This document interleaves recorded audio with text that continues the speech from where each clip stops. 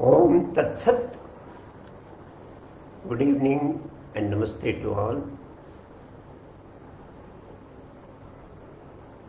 Shall we listen to one more story from Grandpa? Stories from the animal world.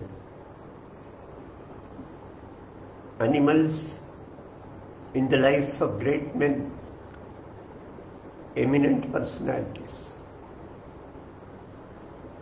Yesterday we listened to an incident in the life of Sri Siddhartha, who later became Gautam Buddha. A very similar incident in the life of the Emperor Shibi. He was from the Puru dynasty. He ruled an empire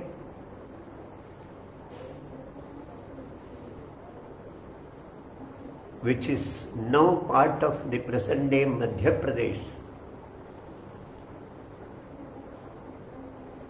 The capital of that state was Bhojpur, which is famous for the Saraswati temple, Bhoja, and the temple which was plundered, ruined and devastated by the Muslim aggressors, Muslim fanatics, and it stands there as a proof, as a witness of all those cruelties, brutalities.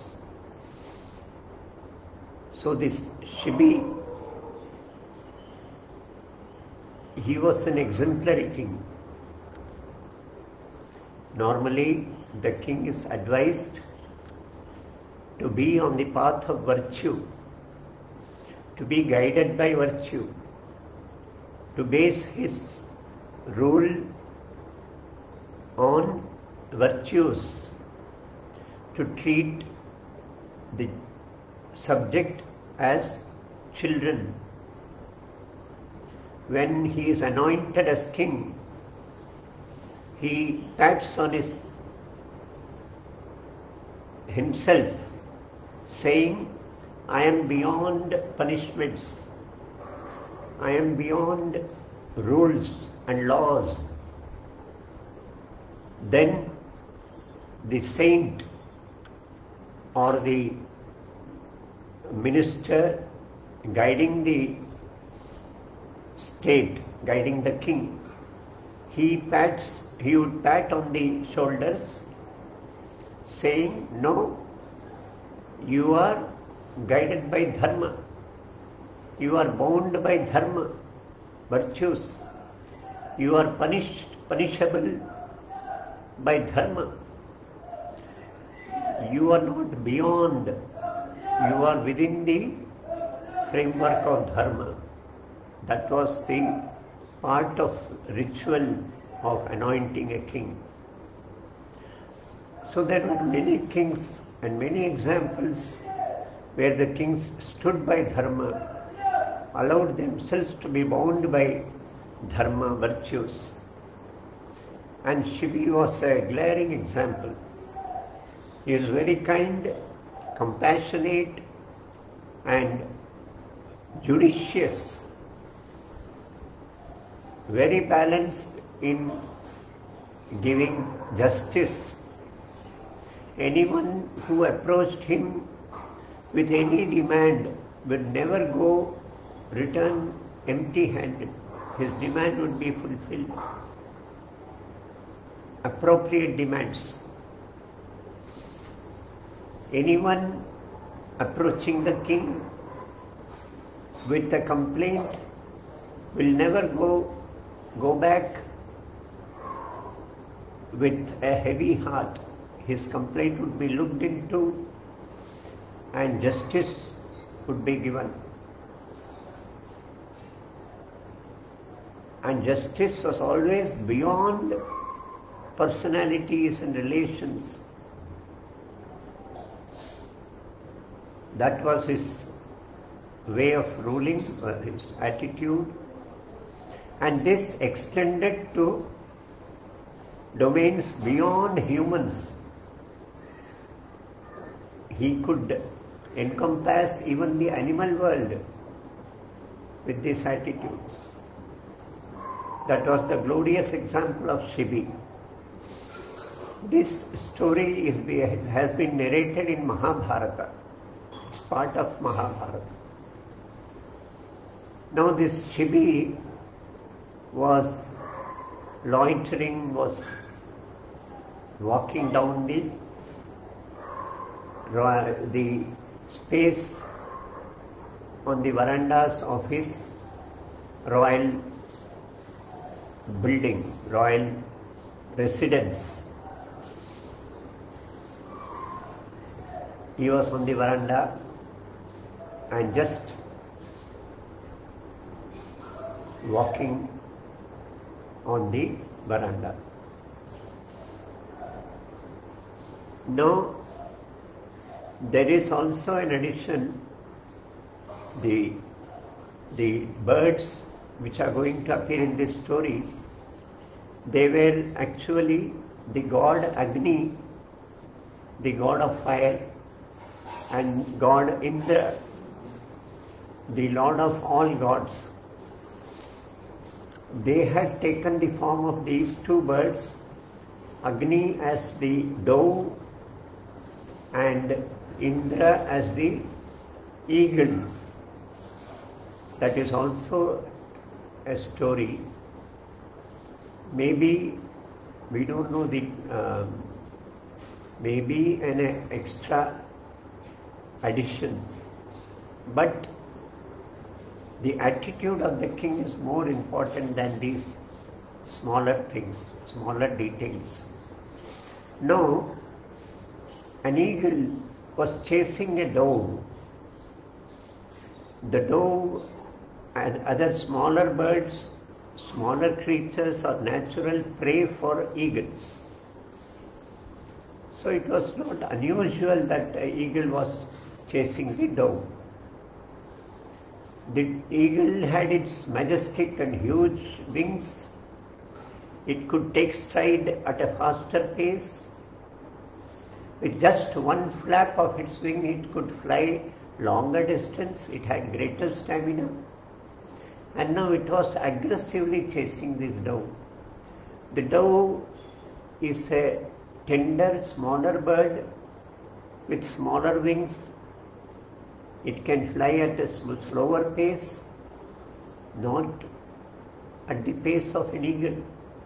And now it was overcome with fear of being grabbed by the eagle, torn into pieces and being gulped by the eagle. So the fear weakened it further. It was trembling and trying to fly. So there was a bit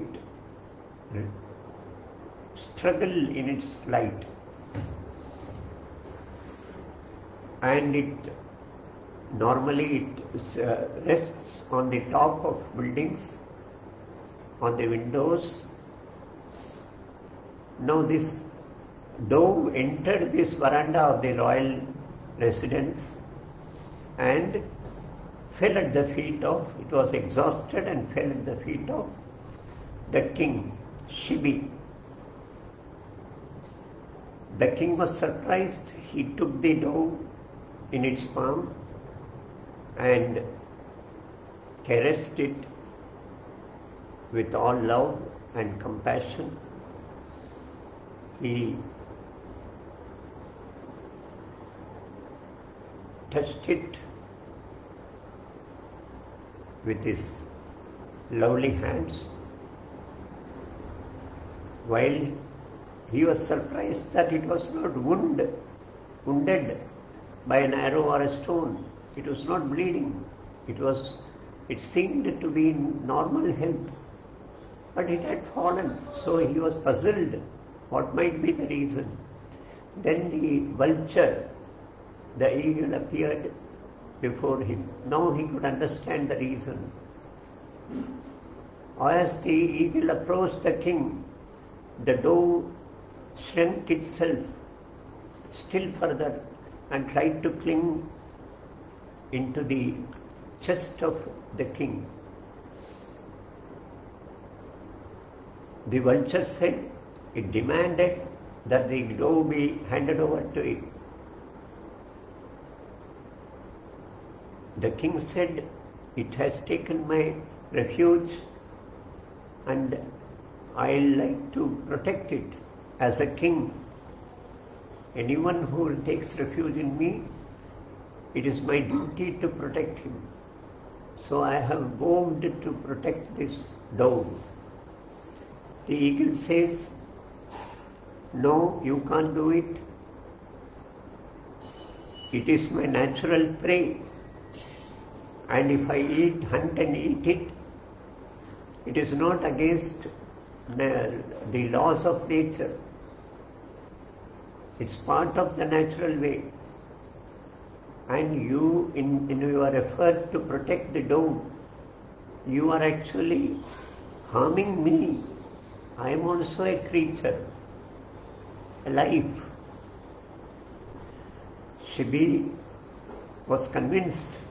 He said, I cannot allow this petty dove, petty life, a lovely life, timid life, to be torn apart in front of my eyes.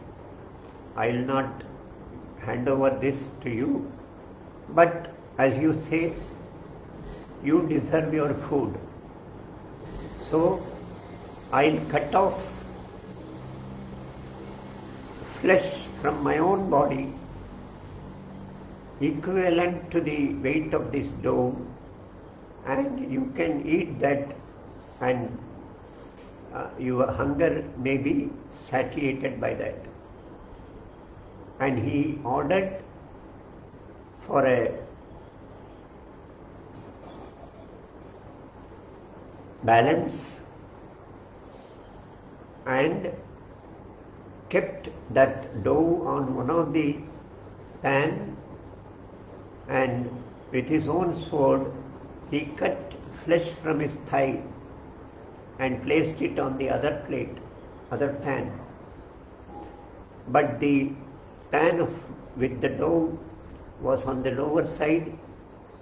The flesh did not equalize the weight of dove. So he cut more flesh from his body and placed it again on the pan. It didn't equalize. Then he cut flesh from the other thigh, placed it again. It was not equal to the weight of dove. He cut more flesh.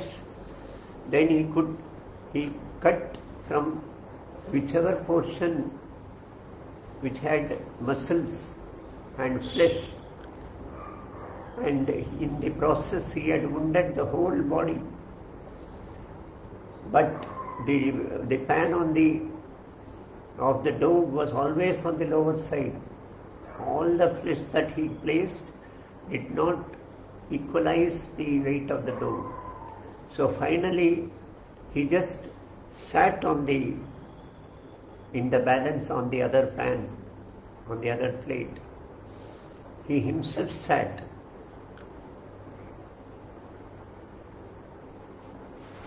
Now the story goes that Indra and Agni, the lords, the gods, they appeared in their true forms. The dove vanished and appeared as the Lord of Fire, Agni, and the vulture, the eagle, vanished and appeared as Indra, the god of gods, and blessed the king. They blessed him with recovery of all the wounds and blessed him long life. That is how the story goes. Maybe, but the central point is the attitude of the king. The ideal placed before a king, when he takes up responsibility as a king, He is presented with so lofty ideals. That is the central point of this story. A very beautiful, inspiring story from Mahabharata in the clan of the Pandavas. Now let me finish today's story. We'll meet again with one more story tomorrow. Story from the animal world. Om Tat Sat.